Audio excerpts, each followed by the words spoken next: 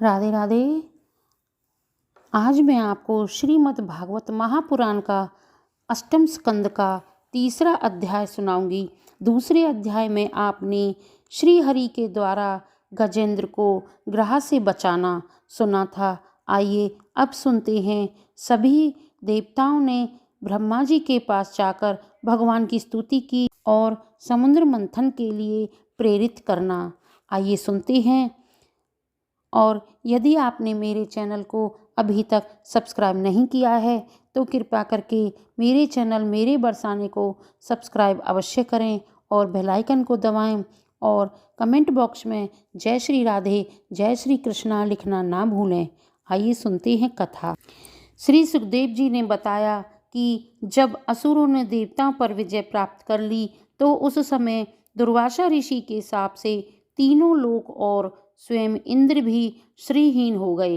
इस पर समस्त देवता सुमेरु पर्वत के शिखर पर ब्रह्मा जी के पास गए।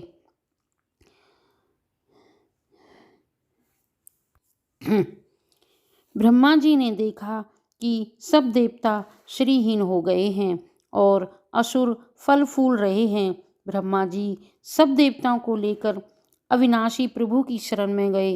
वेदवाणी से भगवान की स्तुति की। ब्रह्मा जी भगवान श्री हरि से बोले, सर्वशक्तिमान प्रभु, आप अपनी योग माया तथा उसके गुणों को अपने वश में करके सब प्राणियों के हृदय में समभाव से रहते हो। हम आपके श्री चरणों में नमस्कार करते हैं। भगवान को समर्पित किया हुआ छोटे से छोटा कर्म भाव कभी भी विफल नहीं जाता है। वे इस प्रकार स्तुति कर रहे थे कि भगवान उनके समक्ष प्रकट हो गए, परंतु उनके दर्शन केवल ब्रह्मा जी और शिव शंकर को ही हो सके। भगवान जैसे मनुष्य युक्ति के द्वारा लकड़ी से अग्नि, गौ से दूध, पृथ्वी से अन्न और जल तथा व्यापार द्वारा अपनी आजीविका प्राप्त कर लेता है, उसी प्रकार विवेकी पुरुष भी अपनी शुद्ध सात्विक बुद्धि से भगवत भक्ति योग, ज्ञान योग आदि के द्वारा आपको प्राप्त कर लेता है।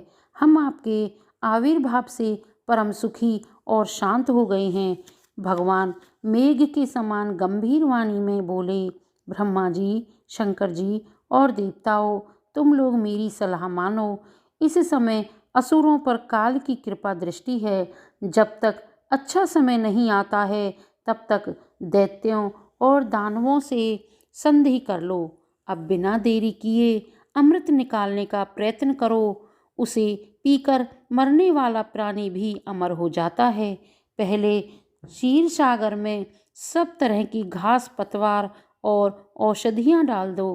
फिर तुम लोग मंदराचल पर्वत को मथानी बनाकर और वासुकी नाग को नेति बनाकर मेरी सहायता से समुद्र का मंथन करो। सब देवता भगवान श्री हरि की सलाह पर सहमत हो गए। सब देवता समय ठीक आने पर राजा बलि के पास गए। इंद्र ने अमृत मंथन की बात कही। तब असुरों को यह बात जच गई। उन्होंने अपनी शक्ति से मंदराचल पर्वत को उखाड़ लिया तथा अपनी पूरी शक्ति लगाकर मंदराचल पर्वत को समुद्र तक ले जाने में असुर असमर्थ रहे। उनका उत्साह भंग होते देख भगवान श्री हरि ने खेल ही खेल में एक हाथ से पर्वत को गरुड़ पर रख दिया और स्वयं भी उस पर सवार हो गए। गरुड़ ने पर्वत को समुद्र के तट पर उतार दिया। देवताओं और असुरों ने नागराज वासुकी को वचन दिया कि अमृत में आपका भी भाग होगा। सबने वासुकी नाग की नेति मंदराचल पर्वत पर लपेट कर अमृत के लिए समुद्र का मंथन प्रारंभ किया। वासुकी नाग के मुंह की तरफ असुर और उसकी पूंछ की तरफ देवता लग गए। जब मंदराचल पर्वत पानी में डूबने लगा तो भगवान श्री हरि ने कच्छप का रूप धारण करके समुद्र में घुसकर पर्वत को ऊपर उठाए रखा। भगवान के असुरों और देवताओं दोनों में प्रवेश करके उनकी शक्ति को बनाए रखा। उसी प्रकार वासुकी नाग में निंद्रा के रूप में प्रवेश किया, जिससे समुद्र मंथन में रुकावट उत्पन्न न हो। जब अमृत न निकला तब स्वयं भगवान समुद्र मंथन करने लगे। भगवान ने मंथन करने पर सर्वप्रथम विष प्रकट हुआ। विष सब तरफ उड़ने और फैलने लगा। तब वे सब भगवान शंकर के पास गए। सबने अपनी शक्तियों के अनुसार शंकर जी का गुणगान किया। भगवान शंकर ने प्रजा के संकट को भांप कर कहा, हे देवी, समुद्र मंथन से निकले हुए कालकूट विष के कारण प्रजा पर भीषण दुख आ पड़ा है। मेरा यह कर्तव्य है कि मैं उन्हें निर्भय करूं। भगवान शंकर उस तीक्ष्ण हलाहल विष को अपनी अंजलि में लेकर पी गए। जहर पीने से उनका कंठ नीला पड़ गया।